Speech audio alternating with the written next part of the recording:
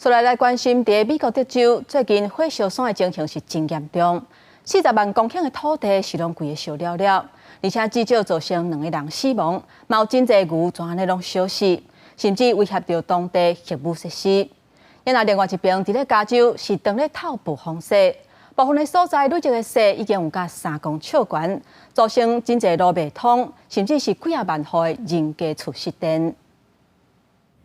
车辆伫公路行边仔野火用要拖烧到公路面顶，造成蒙烟大雾，用要看袂到路。美国德州最近几天野火一直拖烧，造成至少差不多40万公顷的土地互烧去，互当地畜牧农家损失惨重，饲的牛拢互烧死，更有居民因此死亡。 We've had some of these fires that have encompassed close to 60–80% of a county as far as a burn rate. We currently have the largest fire in Texas history. Last time I looked at the data, it was over 1 million acres burned.